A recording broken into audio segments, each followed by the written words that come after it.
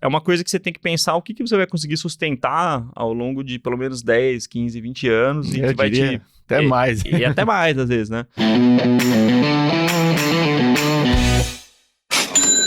Isso eu acho interessante, cara, que você falou, né? Aquela questão, poxa, fui influenciado, né?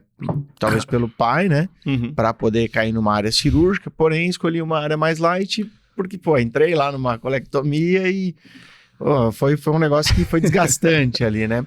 Isso é um ponto importante, porque assim, o que eu vejo muito, assim, o pessoal chega e fala, não, eu quero a especialidade, aquela que vai me dar mais dinheiro, o que é um baita de um equívoco, né? Porque, cara, não existe preço tabelado, a não ser de convênio, né? Mas assim, não existe um negócio que, cara, me formei, me especializei em tal coisa, então eu vou ganhar X, né? Isso vai, pô, depender de tudo, como é que você vai levar sua carreira, como você vai entregar valor para o seu paciente, vocês falam muito disso lá no meu consultório particular, mas um ponto importante aqui que eu sempre bato nessa tecla é a questão de perfil. E você não adianta você falar, cara, eu vou fazer, por exemplo, cirurgia plástica porque eu acho que dá muito dinheiro, e você é péssimo, tem uma péssima noção de estética, você não gosta de ficar parado um tempão lá fazendo cirurgia, você não tem habilidade manual, e não que assim, de novo, você consegue treinar, né? São muitas coisas que você consegue aprender, você não vai precisar ser o artista para fazer, mas você tem que ter um mínimo de perfil. E um exemplo, assim, muito claro para que vocês entendam, por exemplo, cara, eu não poderia fazer neurocirurgia, por quê? Eu sou um cara extremamente inquieto, assim, eu sou um cara que eu preciso estar em movimento, eu sou um cara que eu preciso estar, assim, eu não consigo ficar muito tempo no mesmo lugar ali parado. Agora você imagina você ficar às vezes 6, 8 horas ali no microscópio, cara, fazendo aquela...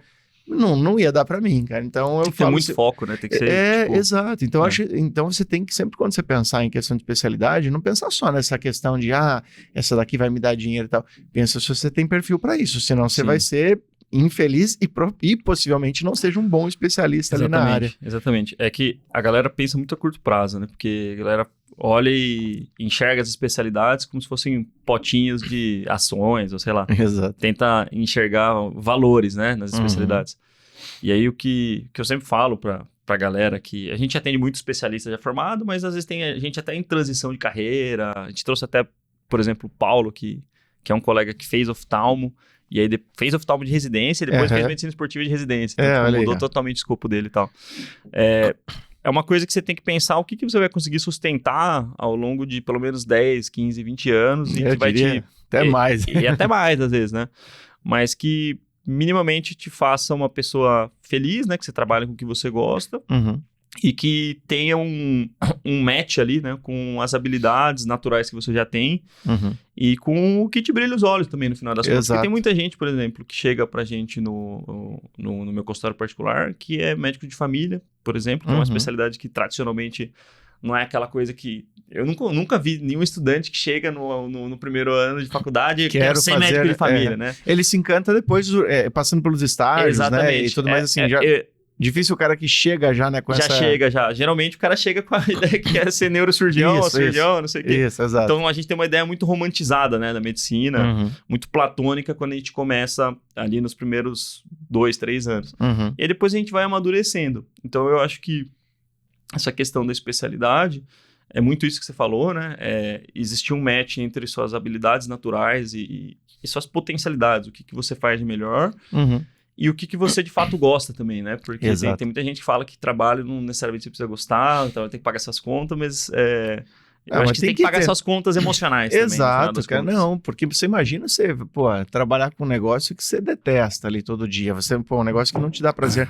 É muito difícil. E existe realmente uma questão que o pessoal, até aquele negócio, você não sabe o que vem primeiro, né? Se é o ovo ou a galinha. Então o pessoal fala assim, você tem que ter paixão por aquilo que você faz. E tem gente que defende que daí você vai ser bom naquilo, né? E aí já tem gente que defende que não, que quando você se especializa em algo, você fica muito bom naquilo, você começa a se apaixonar. Eu acho que é meio que um caminho de duas vias ali, né, cara? Você tem que achar, né, algo que realmente te chame a atenção, e conforme você vai melhorando naquilo, você vai ficando bom, e realmente você começa a gostar mais. E outra coisa que eu falo é pro pessoal não entender a medicina como algo extremamente linear.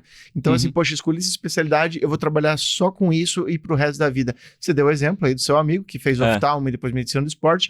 Eu fiz clínica médica, nefrologia, depois fiz prova de título de medicina intensiva. Tudo bem que é intensiva e a nefro agudos ali, elas estão meio ligadas.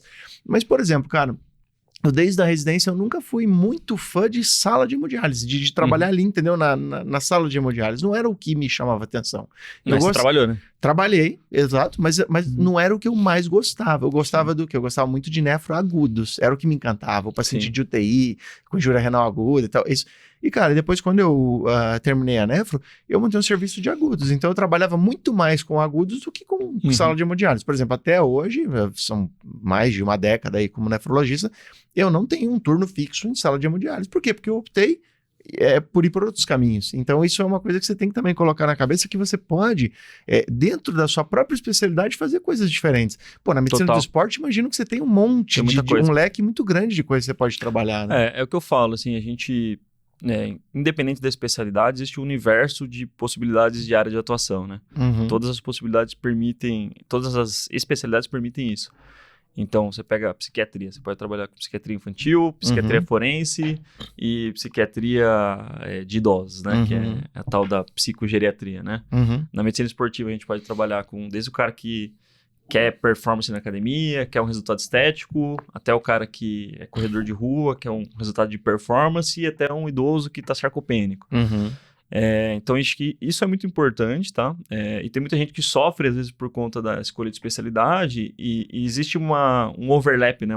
Uma sobreposição entre as especialidades, que muitas vezes permite uma flexibilidade de navegação nas áreas de atuação. Então, isso tem cada vez mais, e eu acho que é ruim a gente criar rótulos e criar caixinhas, espaços físicos muito bem definidos entre as especialidades.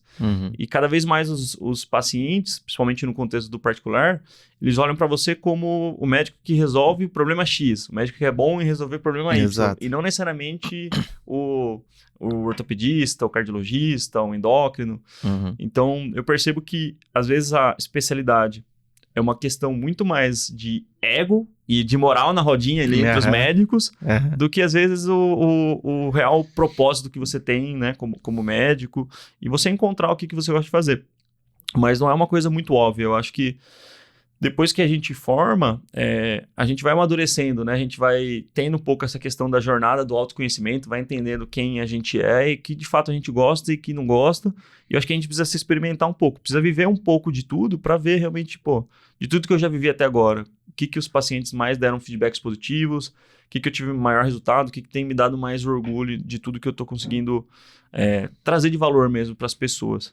E aí você chega ali num resultado que às vezes vai te apontar para um caminho que às vezes é o seu público-alvo, né? Que a gente fala dentro da medicina, que às vezes é difícil a gente enxergar isso.